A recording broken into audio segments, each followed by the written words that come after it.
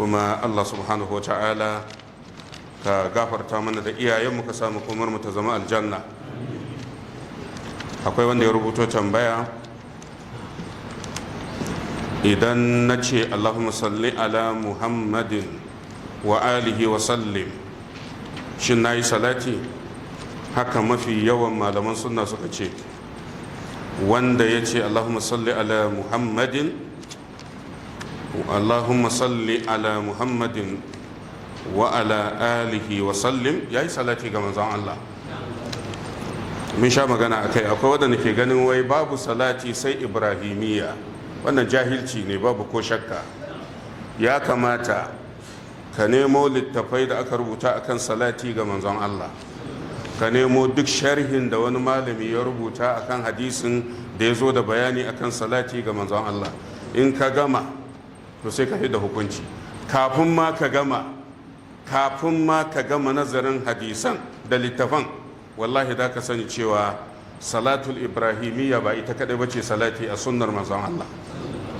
illa dai abinda manzon Allah ya karantar da mu, ba ka da ikon kai wani salati a sallah sai ibrahimiyya, domin ba a samu wani salatin da annabi ya koyar a yi a sallah ba illa wannan.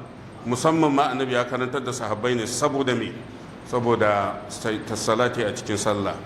Amma banda cikin sallah fa za ka ga riwayoyi daban-daban sahabban annabi Muhammad, domin duk inda za ka yi riko da sunnar manzon Allah dole sai ka girmama fahimtar sahabban annabi Muhammad sallallahu alaihi wasallam. In ka dubi fatawar lajina mujallar na 24 shafi na 167, ba laifi ba ne don kayi wani gajeren salati idan ma'anarsa ta inganta, kuma idan ba a cikin sallah ba ne.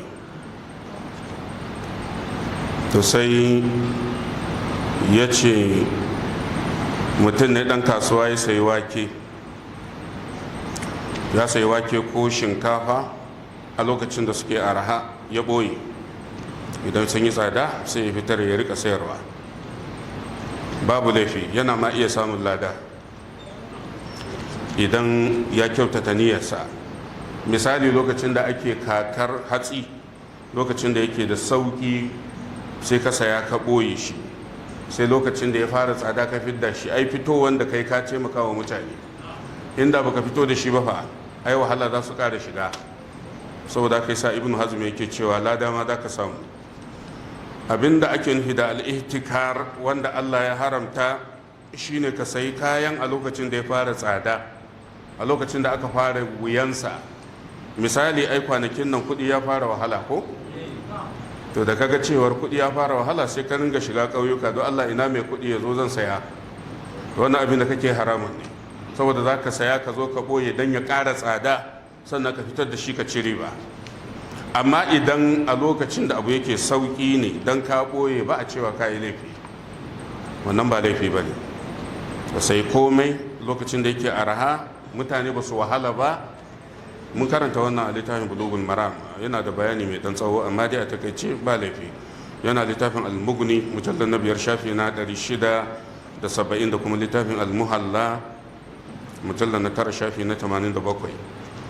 اللهم صل على محمد وعلى آل محمد كما صليت على إبراهيم وعلى آل إبراهيم إنك حميد مجيد.